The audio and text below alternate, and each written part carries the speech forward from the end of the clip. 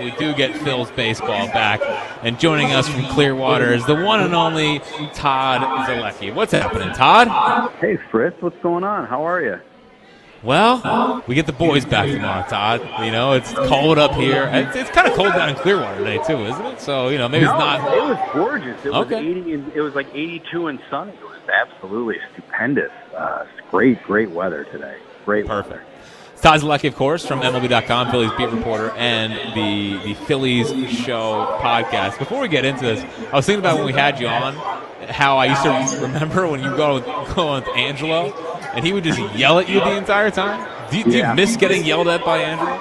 Oh, I loved it. Yeah, I miss it. I definitely miss it. You know, it was funny. I would have people call me up and go, "That guy, I'm going to kick his ass." You know, when I see him, "Oh, Angelo." I'm like, "Don't worry about it. It's fine. It's Angelo being Angelo." You know, he's like, "Why haven't they cut Michael Saunders yet?" I'm like, "It's April 15th, Angelo. You got to relax." Scott Kingery moving to every position. That's your fault. That's your fault. Exactly Todd. right. So you were there for the now famous Bryce Harper press conference. You asked the question to Bryce that got the big answer. What was your reaction to that whole thing and him clearly still being mad about Dave Dombrowski's comments 5 months later? Yeah, I guess I wasn't super surprised that he was still, he's still kind of upset about it. You just kind of sense that has irked him and kind of gnawed at him all offseason. I guess kind of for me what kind of gave it away was the fact that he wore that T-shirt, the Not Elite T-shirt that he posted like right around Christmas time, taking BP and posted it on TikTok. So I was like, okay, this is definitely on his mind. And as you guys know, when Bryce says anything, does anything, wears anything, it's not by mistake. So he didn't wear that like, yeah, let me just throw this on. Oh, no, I can't believe, oh, shoot, I shouldn't have worn this and posted this on TikTok. I mean, he kind of knew what he was doing. He was sending a message, in my opinion. But, the fact that he's still upset about it, I think it's, listen, I've seen him the past few days. He seems to be himself, taking BP, laughing with his teammates, talking to coaches, having a good time. Who knows what's going to actually happen during the season. Things go south. Who knows? But I do believe that he is motivated. I don't know if I don't think that was a premeditated thing from Dave Dombrowski, but I do think it worked because I do think that he is motivated to have a very big year. So one of the things for me, Todd, is I wonder how his teammates are sort of handling this. It seems like the veterans, they can answer the question and sort of move on. They've been in this town enough. They know how we can sort of react to certain things. How do you think, from a spring training standpoint, this has an effect on the clubhouse with the guys? You think no big deal, or is it a deal for them? Well, it's hard to say right now, Ike, because they're just down here in Clearwater. So unless they're like on social media and all this stuff is coming into their feed, I feel like they're pretty kind of like isolated from all the outside talk. So like, they went and had their golf outing the other day. By all accounts, everybody had a great time. And again, like I said, I saw Bryce was taking BP, and by the way, like an epic BP today by Bryce. And I don't put much stock in Bryce. It was just fun watching. He was absolutely mashing the baseball today. And again, joking around with his teammates, having breakfast. Zach Wheeler, hanging out with Kyle Schwarber and JT and Trey Turner and all those things.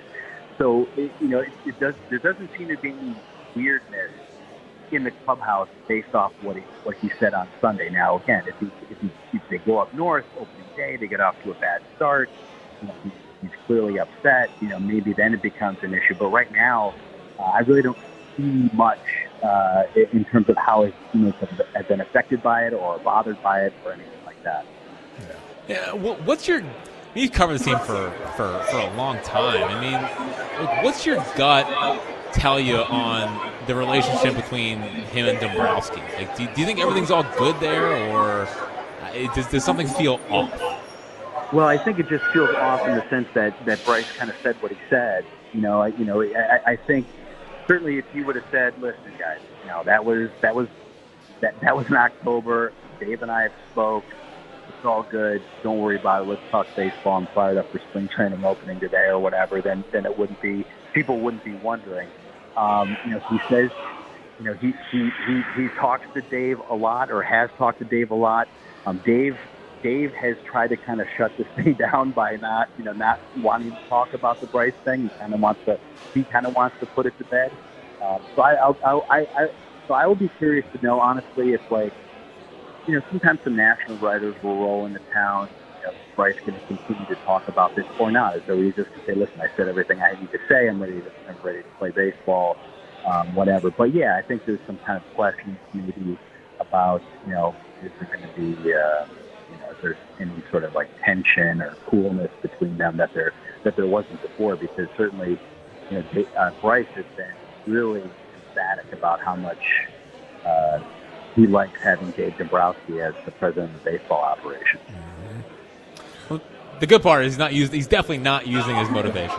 He's definitely not doing that. Don't even put it in the mind that he's using it as motivation. What else is kind of sticking out to you down in spring training? Anything else? Obviously I got other questions, but what's your main takeaway so far of camp?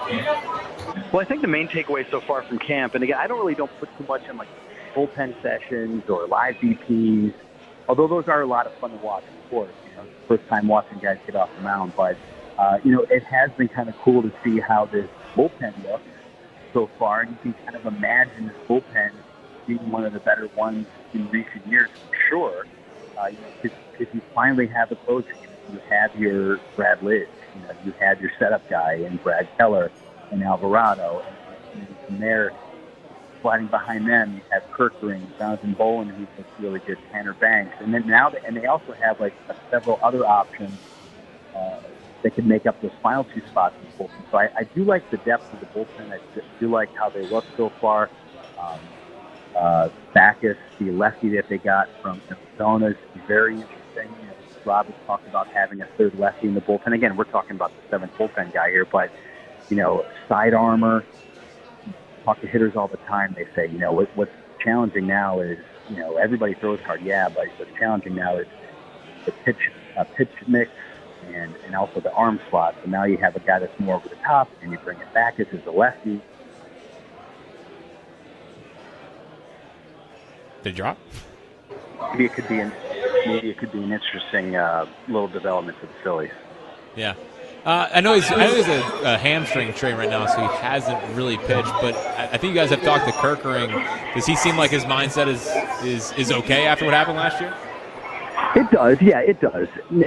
But again, like you said, he hasn't really done anything yet. So, how is he going to look once he gets back on the mound this spring? Is he going to look like his old self? But to me, most important is, I think it's really important for him to get off to a good start.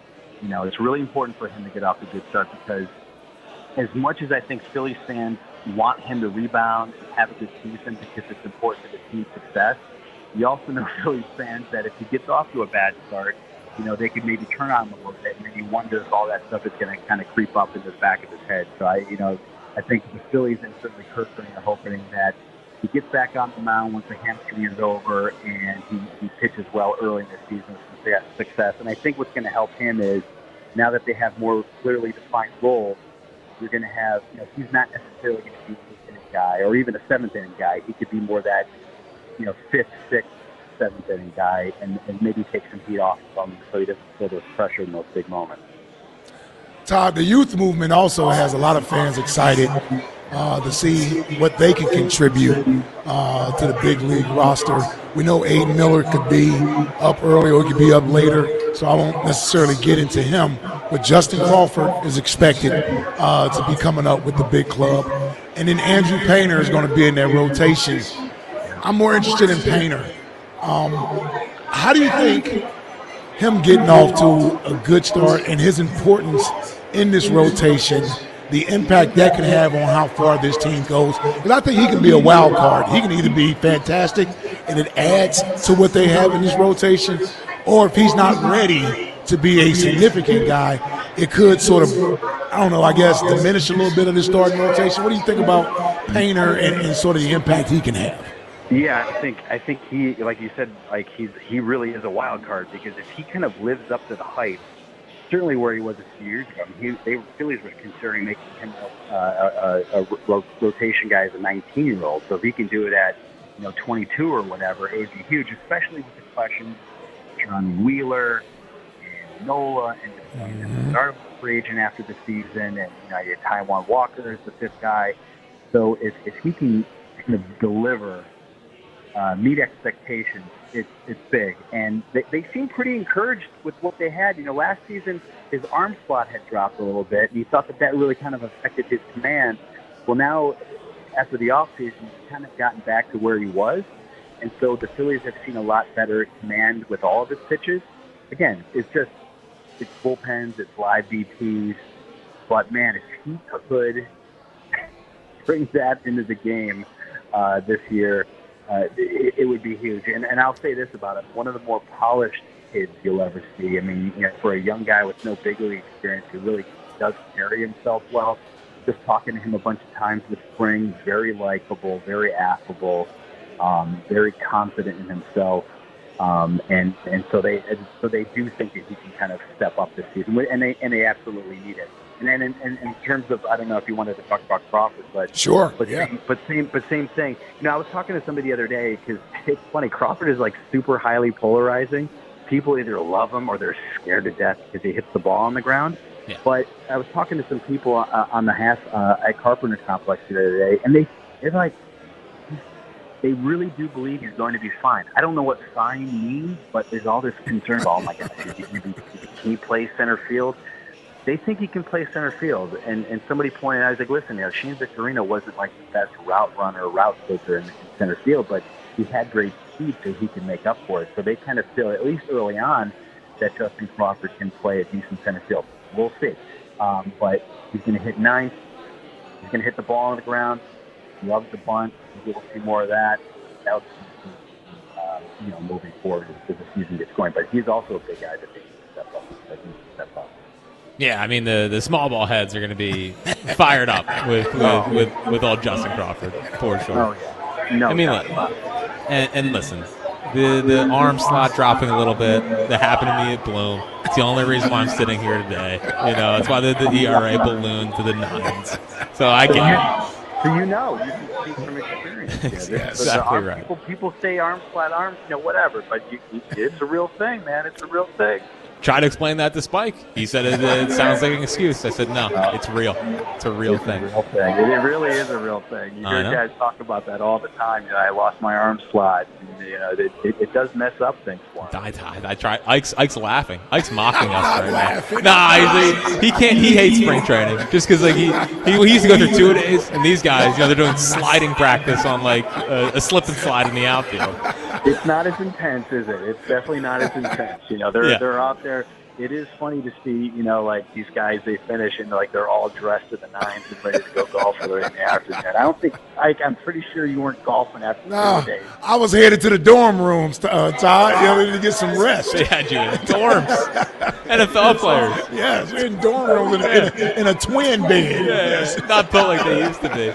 Todd, I need to know, because I'm sure you were there, and this is for personal reasons, but the Jesus Luzardo thing the other day where he struck out 3 to 5 batters. I mean, are we in store for a top 5 Cy Young finish out of Jesus Luzardo this year?